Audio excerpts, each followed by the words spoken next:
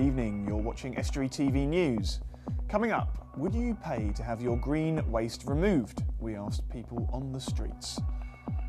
A mum who invented a whole new way to teach her struggling son to read. And my guests today are Hazel Hale and Tim Fletcher from Grimsby Historical Association.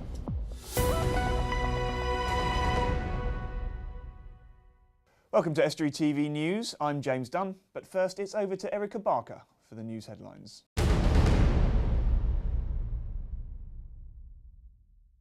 Hello, in the headlines today, Tesco has announced they are unable to proceed with 49 planned store developments across the UK, including the planned store in Immingham.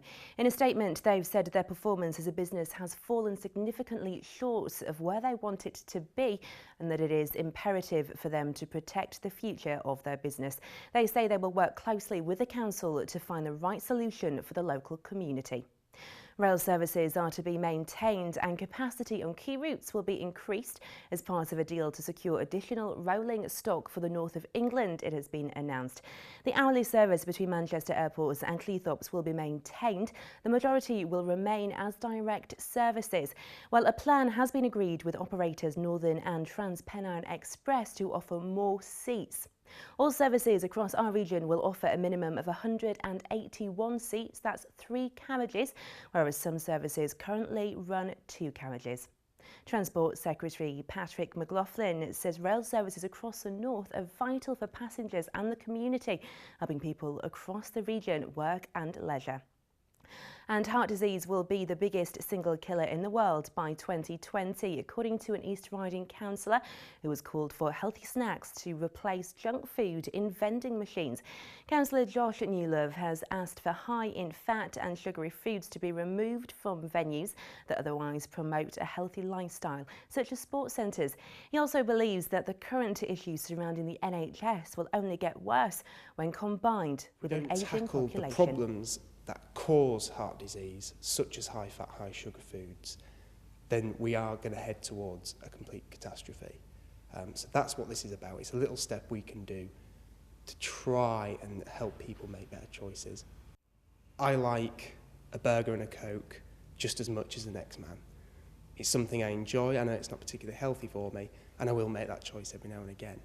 But we've got to take a stand. We've got to set an example, especially in a leisure centre where people are there to lead an active life.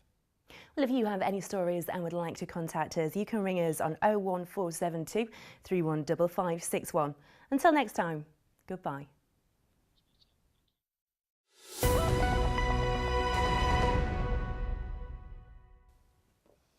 Thank you, Erica. Grimsby has been home to many famous figures throughout history, from the literary world to the silver screen. But you'd have to do some research to find out exactly who spent time here and where. Now, a Grimsby group is hoping to change that by erecting blue plaques to create a cultural trail of significant places in the town, much like those in many North Lincolnshire villages. But they want suggestions from the public on where deserves a mention. I spoke to someone from the Grimsby Cleethorpes and District Civic Society to find out more. Not everyone here has heard of silent movie star Freddie Frinton, but watching his movie Dinner for One is a New Year's Day tradition all over the world, and he was born here in Grimsby. One of our more well-known residents is world-famous actor John Hurt. This is the vicarage for St Aidan's Church, which is next door.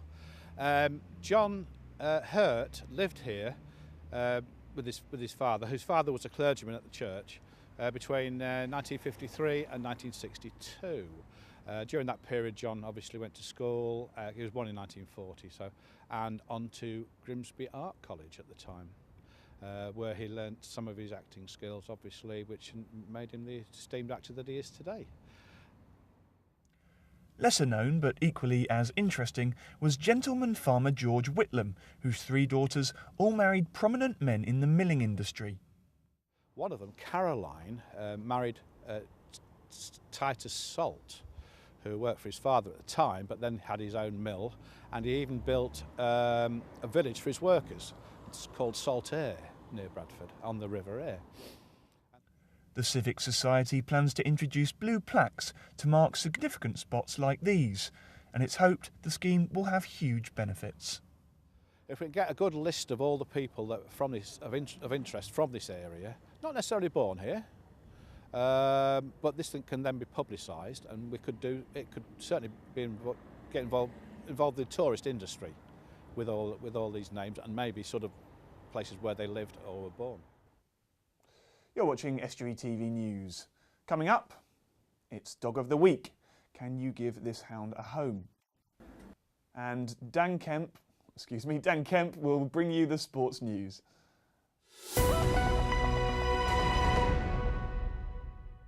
More and more people are venturing into the study of local history, and unlike world events, local events aren't always so easy to research, but can be all the more relevant. However, there's a huge interest in history from all over the world in Grimsby, and today with me, my guests are Hazel Hale and Tim Fletcher from Grimsby Historical Association. Thank you very much for both coming in to me today. Hello. So, I mean, I suppose the first question I want to ask you, I mean, we've heard there about local history in Grimsby. Is there an appetite for history in the town? Oh yes, definitely. We've had super audiences, sometimes 50. I think on some occasions, Tim, we've had 60 people, very popular lectures.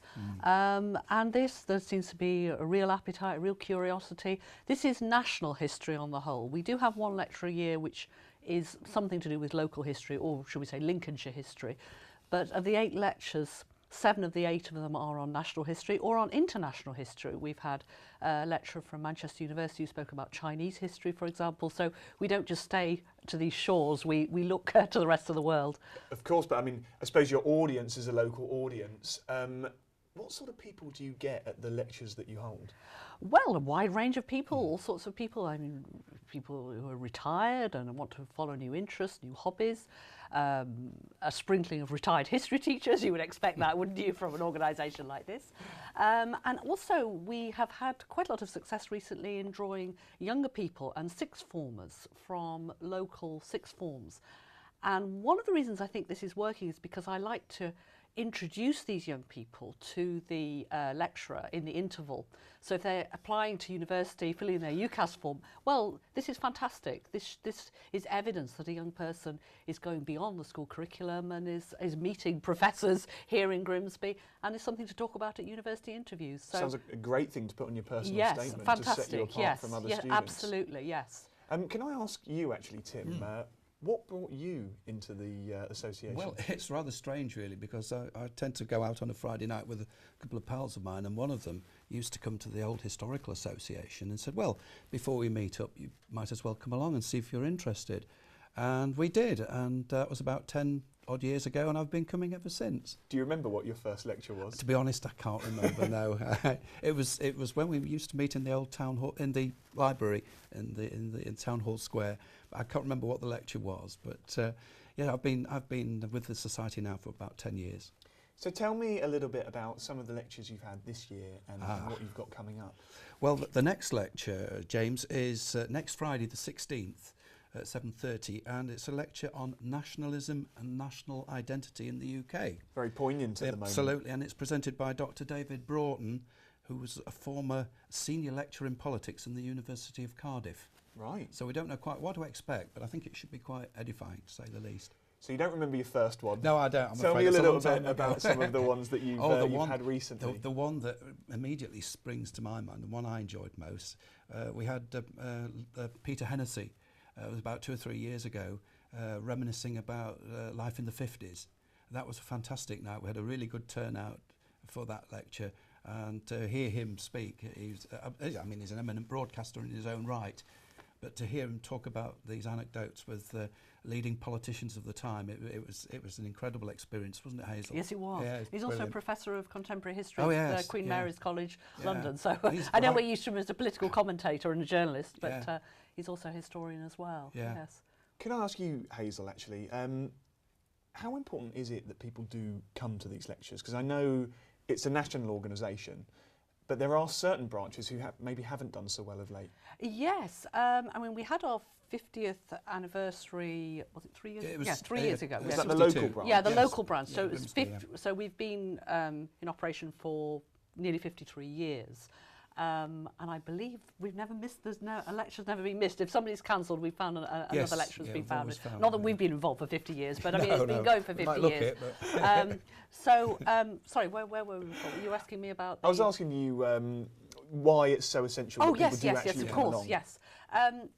Well, I mean, history is absolutely vital because by looking at the past, we learn about ourselves and we learn about the future, and we're reminded of mistakes, we're reminded of good things, and it's absolutely vital that people understand their heritage and where they come from, the ideas and the values of not only this country but other countries as well.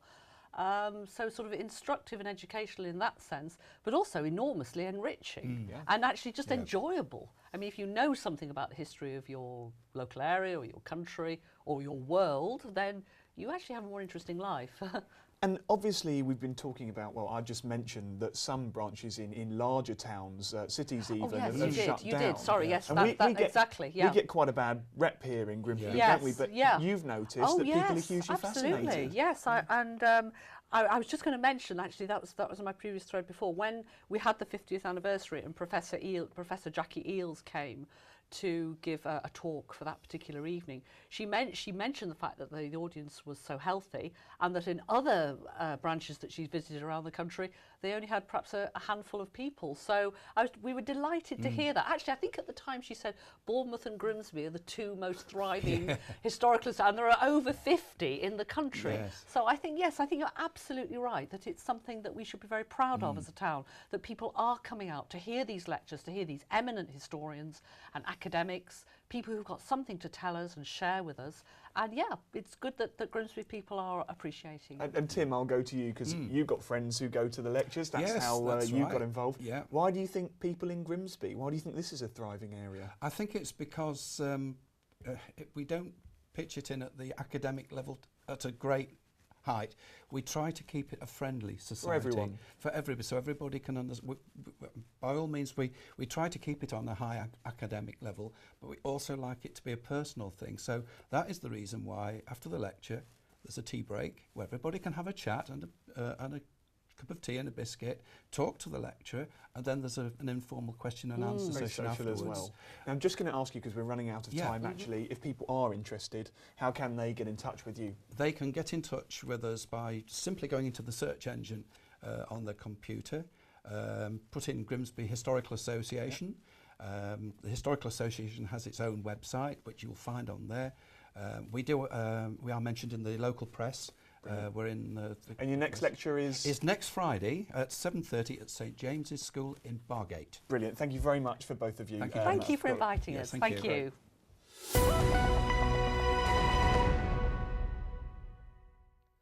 Next on the show, it's the controversial subject of garden waste. North East Lincolnshire Council now want to charge people to collect their green bins as they face unprecedented budget cuts. But in an age where we're being encouraged to be more environmentally conscious, we asked you what you think of the move as the council seek the public views in an open consultation. I think I wouldn't object massively as long as there's somewhere I could take it free of charge. Well, not free of charge, but within my council tax payment. We're trying to be a green council, and yet that seems to totally contradict it. And as I have a very large garden and require several bins, it's going to cost me rather a lot of money. I'll be honest with you, actually, I think it's quite a vital service that they provide to us that I wouldn't really object as long as it wasn't a significant increase. Well, I think it should be, well, that's what you pay your council tax for. I think it should be part and parcel of that. If you don't get your garden waste collected, you're going to end up putting it in your rubbish bin. Your rubbish bin's going to be even more full. Little garden just for the sake of cutting grass, I don't know, I don't think, I don't go much on that. Aye, well, I don't think like that idea, no, definitely not. I understand that the council has to sort of look at its finances and the way it has got to spend it. If, having considered all their options, that is one of the things they have to think about, because they're not legally obliged to sort of take your garden waste, then that is what has to be accepted. Very interesting. We'll have more views later on. Over 600,000 children begin their school life every year, but it's the boys who struggle to keep up to speed with their female counterparts these days. The government believes the difference in performance patterns between 4 to 7-year-old boys and girls is a matter for national concern, with a lack of early reading resources geared towards boys. Dan Kemp went to meet one parent who's taken her child's education into her own hands.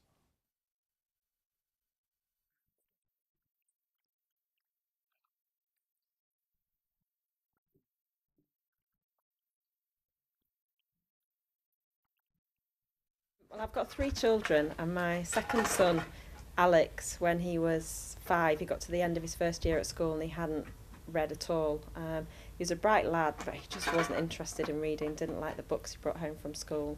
And I was just beside myself. I spent loads of money at W.H. Smith's trying to buy word games, and he just wasn't interested.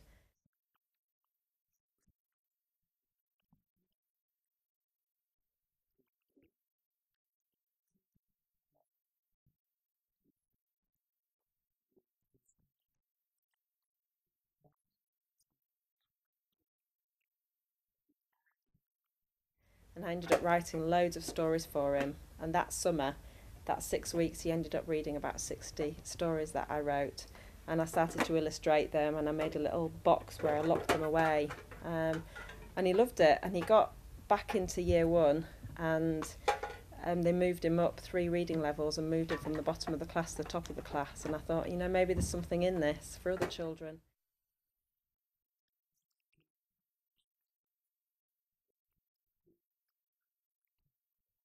We've been selling it in Christmas markets and on the internet, on Amazon and our website as well. So yeah, we really hope that it will be of use to parents, and also it's a non-profit making company that we've set up, so all of the profits go towards helping families and children in this area of Hull. So we hope that people will want to buy it, not only because it will make a difference to their own children, but knowing that it will make a difference to families who are from a deprived area as well.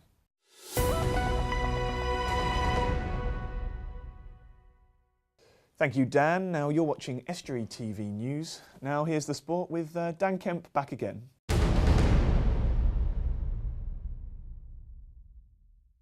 Scunthorpe United have signed Leicester City forward Tom Hopper on loan.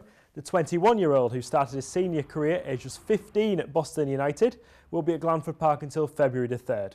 He goes straight into the squad and is in contention to play in Saturday's trip to Walsall. Elsewhere, Hibernian have extended the loan of Hull City goalkeeper Mark Oxley until the end of the season. Oxley, who joined the Easter Road outfit back in the summer transfer window, was originally set to return to the KC Stadium in the new year, but manager Alan Stubbs has opted to retain his services. Oxley scored in his debut in Scotland and has been their first choice keeper this season. In equestrian, Tetney rider Roxanne Henbury is looking forward to a busy 2015. The year has already started promisingly, with 2nd and 4th place finishes in 2 local events on board her horse Carla. Roxanne is aiming to qualify for the British Showjumping Championships, which take place this summer. The annual Humberside County Cross Country Championships at Wheelsby Woods. As traditional with the event, there was a full range of age group races. As an incentive for the high achievers, there was a place in the Humberside squad at the upcoming Inter-Counties Cross Country Championships up for grabs. Gregan Clarkson of Kingston upon Hull Athletics Club won the combined senior and veterans race, finishing almost 30 seconds ahead of his nearest competitor. And finally, Hull Kingston Rovers' new halfback Albert Kelly has set his sights on the club's pre-season friendlies as a chance to work on his game. He joins the Robins along with his former Gold Coast Titans teammate Maurice Blair, who is looking forward to partnering him in the back positions. And that's all for the sport.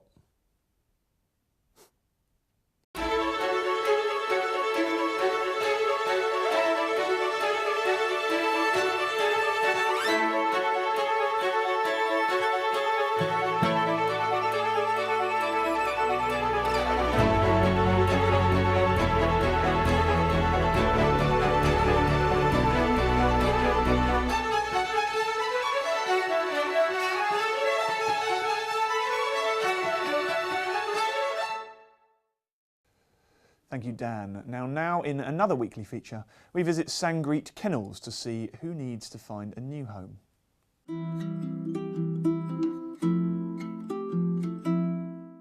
Dog number 124, Roxy, a 2-year-old GSD Rottie Cross.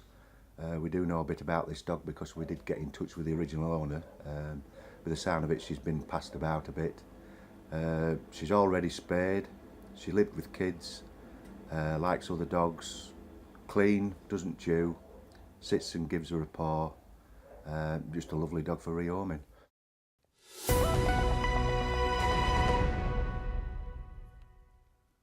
And you can find Sangreek Kennels online if you're interested in offering that dog a home.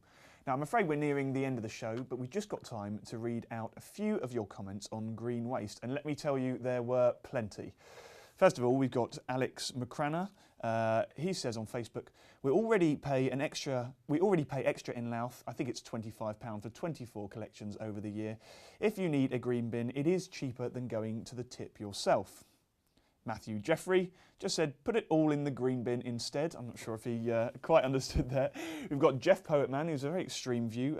It's great news that the council wants to know what we want to pay. Why didn't they do that with all their billing structure? Like hell they want to know, he says. They will do it at any price they have to set. Next, we've got Neil Arliss, who says, if they force the charge through, I will just put ours in the normal bin. It's not my recycling target.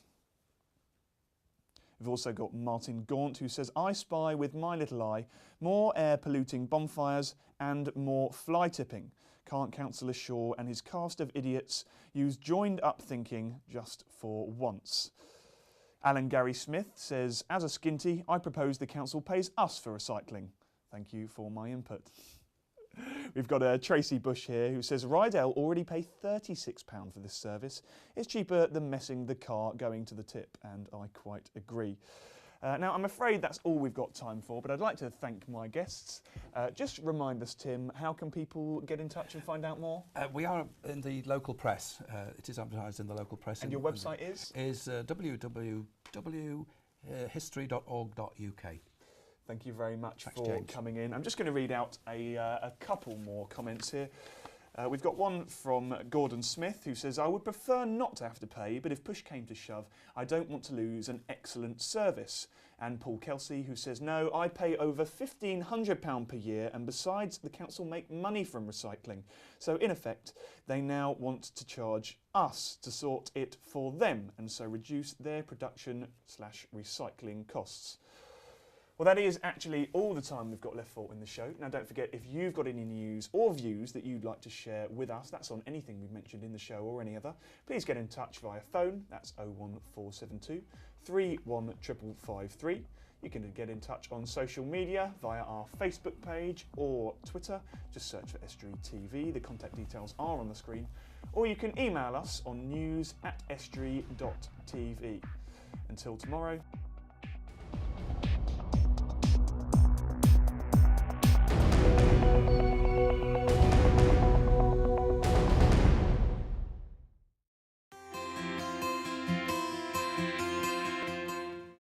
Hello and welcome to Estuary TV's weather. Friday will start with a brief drier interlude during the morning, before further wet and very windy weather will spread to all parts during the afternoon. Despite this, it will be unusually mild, maximum temperature of 14 degrees. The outlook for Saturday is very windy throughout. Early rain will clear, then it'll be cold with sunny intervals and wintry showers, highs of 10 degrees.